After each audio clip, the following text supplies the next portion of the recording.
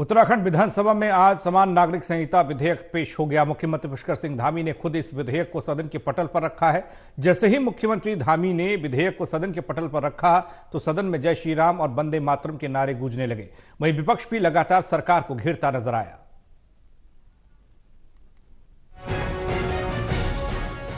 आज सुबह ठीक 11 बजे उत्तराखंड विधानसभा में दूसरे दिन की कार्रवाई शुरू हुई। पहले दिन के सत्र समाप्त होने के बाद कार्य मंत्रणा की बैठक के मुताबिक विधानसभा में समान नागरिक संहिता विधेयक सदन के पटल में रखा जाएगा। आज की कार्रवाई से पहले मुख्यमंत्री पुष्कर सिंह धामी संविधान की प्रति लेकर सदन में पहुंचे। जैसे ही मुख्यमंत्री विधानसभा में पहुंचे तो बीजेपी के विधायकों ने जय श्री राम और भीमराव अम्बेडकर की जय के नारे लगाने शुरू कर दिए। सदन की कार्रवाई शुरू होने के कुछ ही देर बाद सीएम पुष्कर सिंह धामी ने खुद समान नागरिक संहिता का विधेयक सदन के पटल में रखा।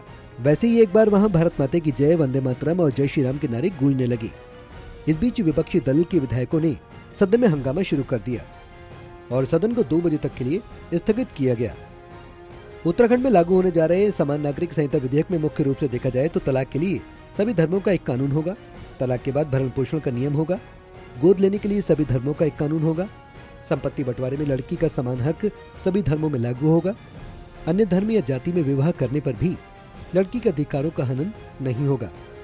सभी धर्मों में विवाह की आयु लड़की के लिए 18 वर्ष अनिवार्य होगी।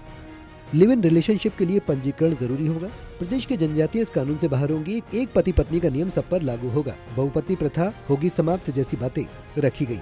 इस विधेयक को लेकर उत्तराखंड सरकार खासा उत्साहित नजर आई। देखिए, मैं ऐसा मान के चलता हूँ, विपक्ष जिसे हम लोग कांग्रेस पार्टी के रूप में यहाँ जानते हैं, उसको हमेशा एक नकारात्मक राजनीति करने के रूप में आज जनता जान रही है। कार्य मंत्रणा समिति की कल जब बैठक हुई तब मैंने उनसे आग्रह किया, बहुत विनम्र भाव से आग्रह किया कि आप इस जो हमारा यूसीसी हम लोग ला रहे हैं, इसके लिए हम लोग कार्य मंत्रणा समिति में बैठक जो आज सत्र चल रहा है उसमें हम तय करें, लेकिन उसमें उन्होंने बहिष्कार किया।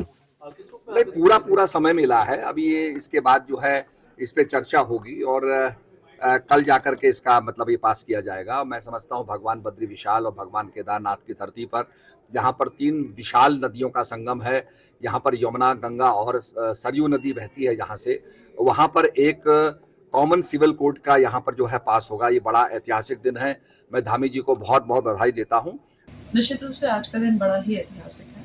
उत्तराखंड समान नागरिक संहिता यह बिल आज सदन में पेश हुआ है और इस बिल के माध्यम से उत्तराखंड का प्रत्येक नागरिक, चाहे वो पुरुष नागरिक है अथवा महिला नागरिक है, दोनों को बराबर रखा गया है। दोनों के अधिकार जो है एक समान रखे गए हैं और कुछ ऐसी प्रथाएं जिनके कारण से एक महिला नागरिक के अधिकारों का जहाँ हनन होता था, जहाँ आज भी हम देखते हैं कि एक पंथ में या एक धर्म में या एक समाज में आज भी बहुविवाह की प्रथा बनी हुई है। आज भी कम उम्र की लड़की जिसको कि पीरियड्स हो जाए तो उसको विवाह योग्य मान लिया जा रहा है।